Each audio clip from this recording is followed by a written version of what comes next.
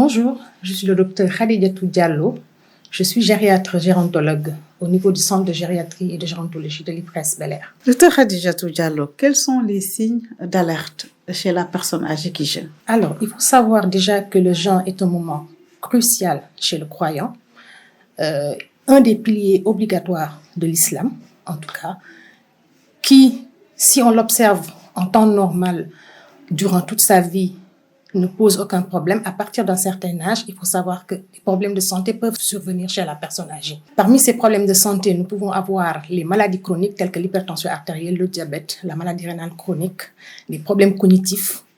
Et ces situations méritent de consulter au préalable avant le début du ramadan. Maintenant, si le sujet est autorisé à jeûner et que durant la période du jeûne, il observe certains signes tels que un malaise qui se manifeste par une chute, céphalée intense, douleur thoracique, palpitations, précordialgie et d'autres symptômes qui sont en lien avec la déshydratation, tels que une diminution d'émission d'urine, une somnolence inexpliquée ou inhabituelle, ainsi que des signes de dénutrition, une fatigue intense qui peuvent évoluer vers une chute, voire un syndrome confusionnel. Toutes ces situations doivent permettre d'interrompre le jeûne et de consulter. La meilleure décision, c'est d'arrêter immédiatement. Arrêter immédiatement le jeûne s'il y a des symptômes inhabituels qui sont constatés par le patient ou par l'entourage familial. Et là, j'insiste surtout par rapport au coup d'œil que la famille doit avoir vis-à-vis de la personne âgée pour pouvoir identifier ces situations et pouvoir consulter rapidement. Ça peut être dangereux. Effectivement, c'est des alertes qui peuvent être très dangereuses et puis qui peuvent conduire immédiatement à des admissions, à des hospitalisations et qui peuvent aussi être fatales chez les personnes âgées. Au niveau de l'IPRES, avez-vous eu des cas ces derniers jours par rapport à ces signes d'alerte? Effectivement, nous recevons en période de Ramadan, après les 15 premiers jours, des sujets âgés qui viennent dans un tableau de déshydratation, c'est le plus fréquent, ou de dénutrition, qui était probablement installé avant le début du Ramadan et qui s'aggrave parce que souvent les sujets ne s'hydratent pas correctement entre l'iftar et le sour.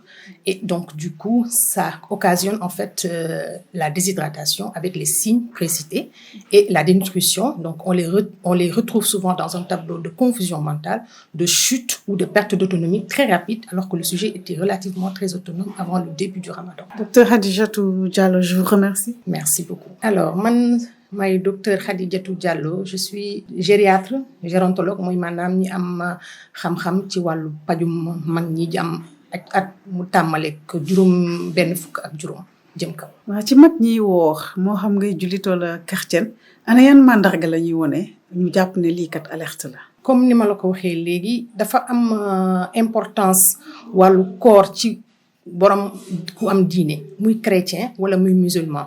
Et que boo koy def ci sa giiru dund te fekk mosoo ci am benn problème boo demee ba am yenn at yi mën na la indil jafe-jafe su fekkee da nga am feebar yi mën na nekk tension bu yéeg comme mën na nekk sukkar bu yéeg mën na nekk problème rognon comme mën na nekk feebaru xel.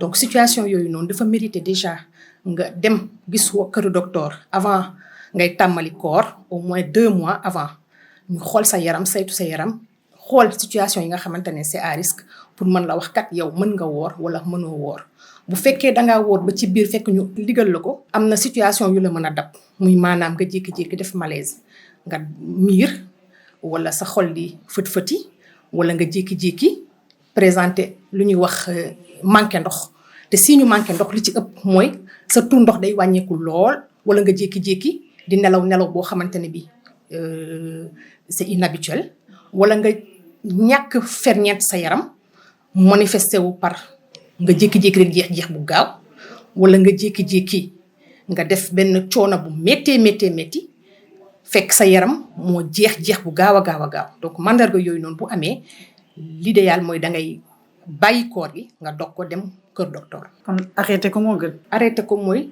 l'idéal mooy li nga xamante ni moom la ñu recommandé ci situation yu mel noonu. ci IPRES est-ce que fan yi yu mujj yi ñu nekk ci koor gi yéen a ngi faral di dalal ay mag yoo xamante ne ràññeet la ngeen mandarga yi ñu doon wax léegi. effectivement ci biir weeru koor gi ba mu demee mat fukki fan ak juróom jot nañoo gis ay malades yoo xam ne dañuy ñëw ci situation yoo xam ne dañuy manqué ndox lool dañuy ñëw xel mi jaxasoo wala ñu ñëw fekk ñu ngi nelaw bu bëri wala ñu jékki-jékki ñu ne li ñuy tuur ndox bëriwul wala ñu jékki-jékki gis ni que ni dañoo ànd ak coono bu métti wala ñu daanu situation yooyu noonu mooy faral di leen indi hôpital donc lu ci ëpp day nekk ay situation yoo xam ne dañ leen di téye régler seen situation de santé ba ñu stable ba pare après ñu wax leen nañu interrompre koor gi pour li ci des ci weer wi. maintenant dañuy ñaax famille yi ñu bàyyi xel bu baax ci mag ñi ñu am vision bu mag di leen xool di saytu comportement boo xamante ne bi dafa ñëw nekk mbetteel te fekk amuñu ko woon avant buñ daan woor te aussi bàyyi xel surtout ci visite médicale yi avant koor gi di tàmmali c'est extrêmement important. mooy li gën. maa ngi lay di jaajëfal di la jaajëfal Ndeye Khady di am yaakaar ni kàddu yi dina jëriñ askan wi et di jaanal ñëpp koor jàmm.